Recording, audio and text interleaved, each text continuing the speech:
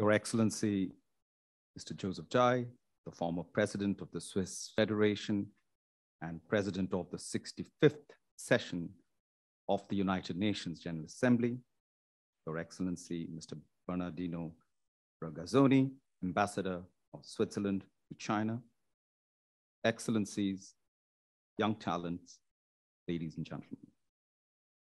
First of all, I want to thank Ambassador Ragazzoni for this invitation. I want to congratulate Switzerland for being elected as a non-permanent member of the United Nations Security Council for the period of 2023 to 2024. Since its accession to the United Nations, Switzerland has been one of the strongest supporters of multilateralism and the UN system.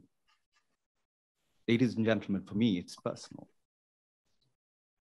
I started the UNICEF field office, first field office in Rumbek, South Sudan in June 2000, during the height of an ongoing conflict and a devastating and grave humanitarian crisis.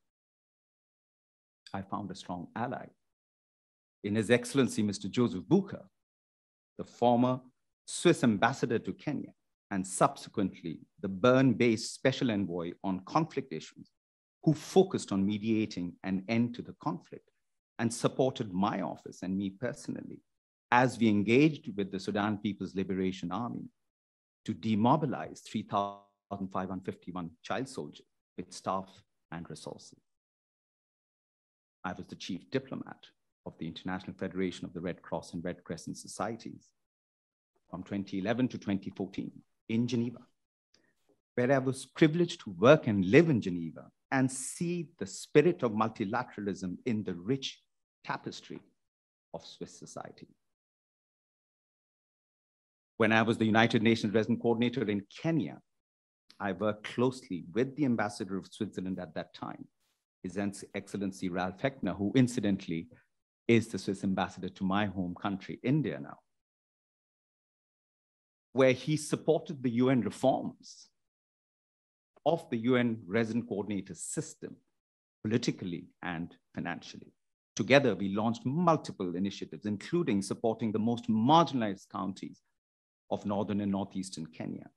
We co-created an SDGs public-private partnership platform, which brought together the major private sector enterprises to work in lockstep with the United Nations and Kenya's government in terms of its own development aspiration.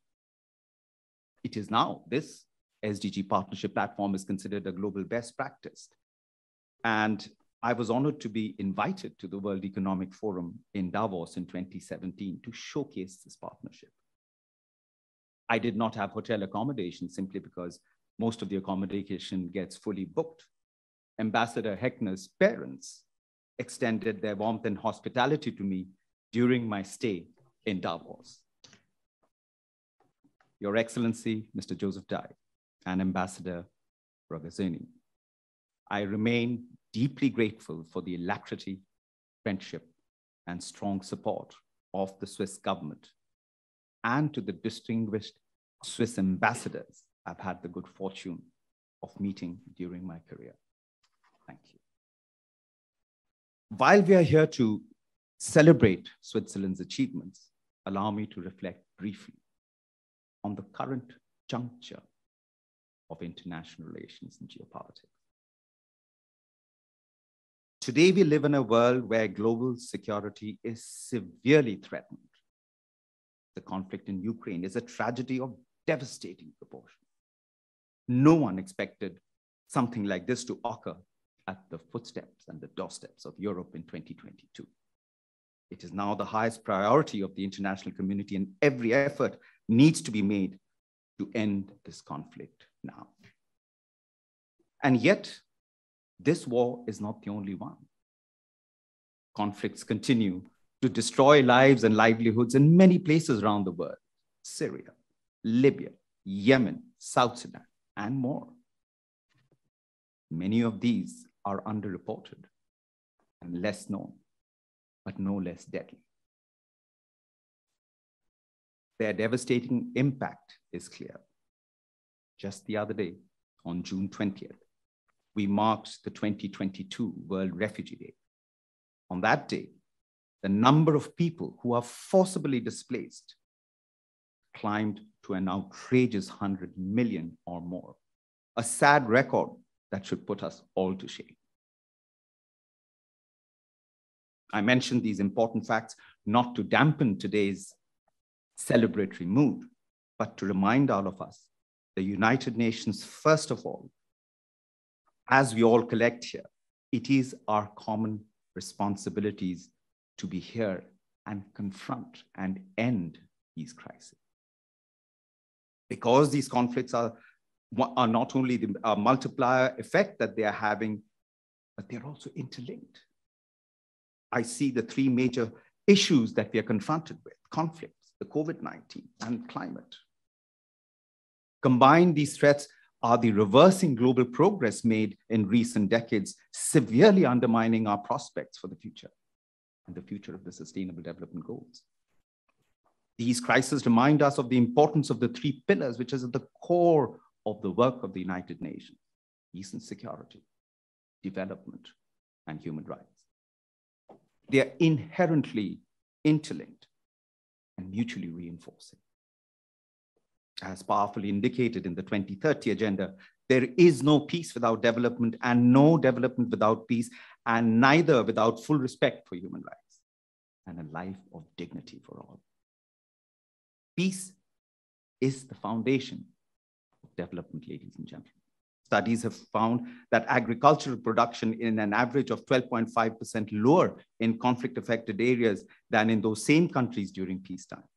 And access to education and other public services is severely undermined in conflict-affected countries. As a result, according to UNDP, a study of 29 conflict-affected countries, just 3 reported any growth in GDP and the conflict, and 9 of them experienced a decline of over 50% of GDP. Development also comes hand in hand with peace. Let me share a story of my own. Over the last 4 decades, the border areas of Kenya and Uganda have been a major arena for conflict. Some of these linked to the wider cross-border and regional conflict. The roots of these conflicts are the dwindling natural resources with reduced access to land, water, and other natural resources due to increasing demographic changes and environmental pressures. As the UN resident coordinator in Kenya, I led a partnership between Kenya and Uganda to rebuild the border region of Karamoja. When the roadwork started and the water dam started to get built, the gunfire stopped. The peace in Karamoja has been maintained thanks to the hope of empowerment, of employment, of economic opportunities, and to the strong leadership of President Kenyatta and President Museveni. Finally, it is paramount to underscore that the realization of peace and development has always been conditioned on respecting human rights. As the UN Secretary General, my boss, Antonio Guterres, asserted, and I quote, "Human rights permeates the 2030 Agenda for Sustainable Development." Just as the Universal Declaration of Human Rights declared, and I quote, "All human beings are born free and equal in dignity and rights," end of quote. The 2030 Agenda reaffirms its importance in building a peaceful, just, and cohesive societies. It reminds us all to envisage a world of universal respect for human rights and human dignity and the rule of law, peace, justice, equality, non-discrimination, respect for race, ethnicity, and cultural diversity. Switzerland has a long-standing history of neutrality, an internationally recognized record of promoting world peace. It is a much-loved European home of the United Nations family. The fact that it received 187 out of the 190 votes on its election to the Security Council speaks volumes on Switzerland's standing in the international community. The priorities of Switzerland for serving on the Security Council of building sustainable peace and are central to the UN's own work on the peace-building agenda. Other thematic priorities put forward are closely connected to the very core principles of the 2030 Agenda, including the promise to leave no one behind and the need for decisive action on climate change. Ladies and gentlemen, the world looks to Switzerland in its term during the Security Council, while it works to ensure the implementation of the bold and ongoing UN reforms launched by the Secretary General.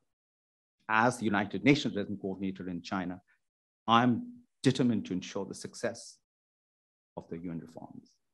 Our challenges are interconnected and can only be addressed through a reinvigorated multilateralism to be more inclusive, more networked, more effective, with strong, modern, and an efficient UN system. Thank you, Bernardino, for your strong support and friendship. I'll conclude with a small verse, and I say this to all the new members of the Security Council and all the members who are already there, and it goes like this. A tiny pebble gently tossed into a placid stream. With gentle splash, it sinks from sight and not against. But outward from that gentle splash, circling ripples bend.